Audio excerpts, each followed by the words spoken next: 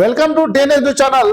So Telangana రాష్ట్రంలో municipal election జరుగుతున్నటువంటి ఈ సమయంలో టిఆర్ఎస్ వర్కింగ్ ప్రెసిడెంట్ అయినటువంటి కేటీఆర్ సొంత కాన్సెన్స్ అయినటువంటి సిరిసిల్లలో ఒక లేఖ అనేది మొత్తం సోషల్ మీడియాలో వైరల్ గా మారింది.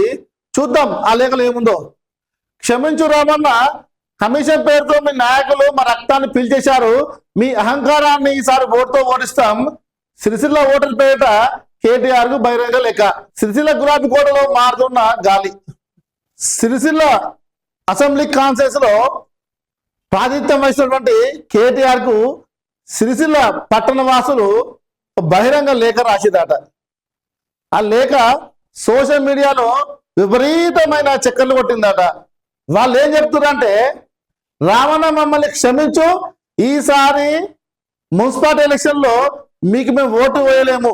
ఎందుకు అంటే గత 10 సంవత్సరాలుగా అధికారాన్ని అడ్డు పెట్టుకొని మీ బీఆర్ఎస్ చోటా మోటా లీడర్లు చేసినటువంటి అన్యాయాన్ని వాళ్ళు తలుచుకుంటూ గజగజ వాళ్ళు వణికిపోతున్నారట.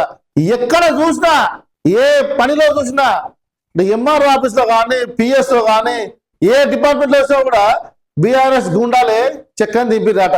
సిరిసిల్ల నుంచి అన్అఫిషియల్ గా రోజుకు 100 ఇసుక లారీలు హైదరాబాద్ కు పంపించారట. వాళ్ళు ఎటువంటి అనుమతులు లేకుండా, అడిగేవారు ఎవరు లేకుండా, ఎవరిని అడిగితే వాళ్ళను ఈ బీఆర్ఎస్ గుండాలు దాడి చేయడం, కొట్టడము, లాస్ట్ గా టిప్పర్తో దాంతో దీంతో వాళ్ళను అటాక్ చేయడం. చివరికి అక్కడ సిరిసిల్ల అంటే చేనేత వస్త్రాలకు ఒక బ్రాండ్. తెలంగాణ రాష్ట్రంలో పంచేటువంటి బతుకమ్మ చీరలు కూడా, ఆ బతుకమ్మ చీరలు కూడా బీఆర్ఎస్ గుండాలు చెక్కని దింపి 100 కోట్ల కమిషన్ వాళ్ళు గుంజుకురాట. వాళ్ళు ఒకటే అడుగుతా ఉన్నారు, మీరు నేతన్నలకు మీరు చేసినటువంటి సహాయం ఏంది? మీరు పేరేమో వాళ్ళది, దోసుకుంటేమో మీరా? కొంచెమన్నా బుద్ధి జ్ఞానం అనేది ఉండాలి.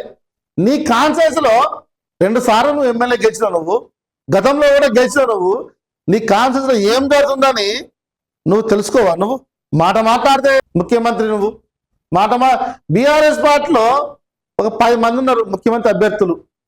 10 మందిలో నువ్వు కూడా అభ్యర్థివి. సొంత కాన్ఫరెన్స్ ప్రజలకే నువ్వు న్యాయం చేయలేవి.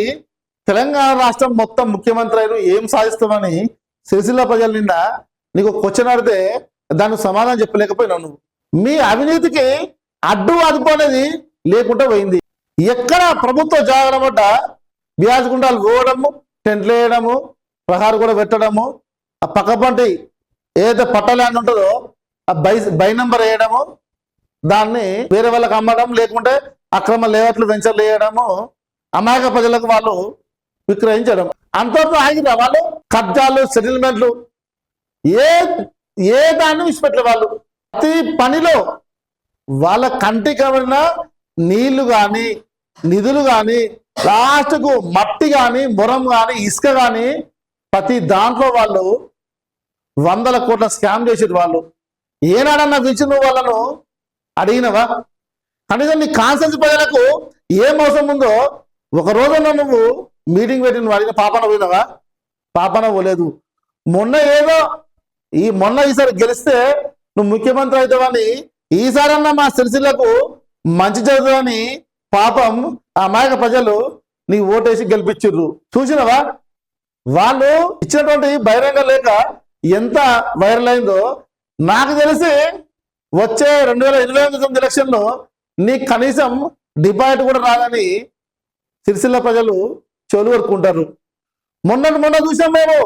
అటు గజ్వెల్లో కానీ, సిరిసిల్లో కానీ మీ లీడర్లు పోతే హరీష్ రావు కానీ, వంటల పెద్దపెట్టి కానీ, లాస్ట్ నువ్వు పోయినా కూడా ప్రజలు చెప్పులతో కొట్టేటువంటి పరిస్థితులు వచ్చినాయి. దీనికి కారణం ఎవరు? మీ దగ్గర ఆ చోట లీడర్లు కాదా? ఏ రోజున నువ్వు పిలిచి వాళ్ళను అడిగినావు? నువ్వు ఏం బ్రతా, మీకు ఇదేం పంటరా, పని చేసుకుని బతకాలి కానీ వాంజా గుంజుకోండు, వీంజా గుంజుకోండు, ఇదేం పద్ధతిరా అని ఒక్కడో నువ్వు అడిగినవా? సిరిసిల్లలో కానీ, తెలంగాణ రాష్ట్రంలో కానీ మీరు చేసేటువంటి సివిల్ వర్క్ లో దేంట్లోనన్నా కనీసం ఒక 70% అన్న నాణ్యత అనేది ఉందా అని కూడా ఈ సందర్భంగా మళ్ళీ ఒకసారి చెప్తున్నా. ప్రతి మున్సిపాలిటీలో అడ్డగోలు, అవినీతి, అక్రమాలు, అడిగేవాడు ఎవరు లేరు. దానికి ఎవరన్నా కలెక్టర్ కానీ, కమిషనర్ కానీ, సార్ ఇది నాట్ కరెక్ట్, మేము సంతకం పెట్టాం సార్, తర్వాత మా ఉద్యోగం పోతా అంటే వాళ్ళని బెదిరియడము, తిట్టడము, లేకుంటే వాళ్ళని ట్రాన్స్ఫర్ చేయడం. అధికారం అనేది ఎవరి శాస్త్రం కాదు. కాబట్టి మీరు ప్రజాక్షేత్రంలో ఉన్నారు, ప్రజలకు మంచి చేస్తేనే మళ్ళొకసారి మీరు గెలిచే అవకాశం ఉంటుంది.